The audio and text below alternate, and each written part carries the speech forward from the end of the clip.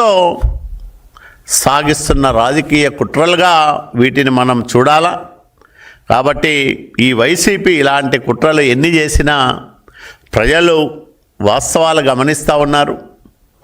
ప్రభుత్వం ఎప్పటికప్పుడు జరిగిన వాస్తవాలన్నింటినీ కూడా ప్రజల ముందు పెట్టే ప్రయత్నం చేస్తూనే ఉండాలి. మరి ఈ రకంగా దుష్ప్రచారాలనే నమ్ముకున్న దుష్ట పార్టీని ఈ రాష్ట్రం నుంచి వెలివేయాల్సిన అవసరం కూడా ఉందని నేను ప్రజానీకానికి మనవి చేస్తూ ఉన్నా. ఎందుకంటే ఇప్పుడు రేపు అమరావతి పైన అసెంబ్లీలో చర్చ చేయబోతా ఉన్నాం. ఆ చర్చలో నిజంగా చిత్తశుద్ధి ఉంటే పాల్గొనాల వైసీపీ నాయకులు, జగన్మోహన్ రెడ్డి. పాల్గొనకుండా బయట నుంచి రాళ్ళేయడం, లేకపోతే అమరావతి పైన మాకు ప్రేమ ఉందని చెప్పడం అంటే వాళ్ళ మనసులో ఒకటి ఉంటుంది, నోట్లో నుంచి ఇంకో రకమైన మాట వస్తుంది.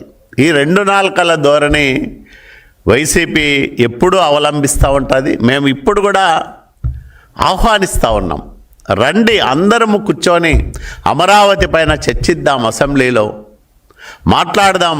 మీకు ఏమైనా అభ్యంతరాలు ఉంటే కూడా చెప్పండి. ప్రభుత్వం తరఫున వాటన్నిటిని నివృత్తి చేస్తారు. అట్లాగే అమరావతికి అందరి సహాయము సహకారము ఉంటుందనే ఒక మంచి సంకేతం ఈ రాష్ట్ర ప్రజానీకానికి పంపించే అద్భుతమైన అవకాశం మీకు వచ్చింది. వైసీపీ ఎమ్మెల్యేలారా, మీరందరూ అసెంబ్లీకి రండి. మీ నాయకుడు జగన్మోహన్ రెడ్డిని కూడా రమ్మనండి. మీ అభిప్రాయాలు స్వేచ్ఛగా వ్యక్తం చేయండి. అమరావతికి మీరు సైతం మద్దతు ఇవ్వమని నేను వాళ్లకు సూచిస్తూ ఉన్నా. మద్దతు ఇవ్వకపోతే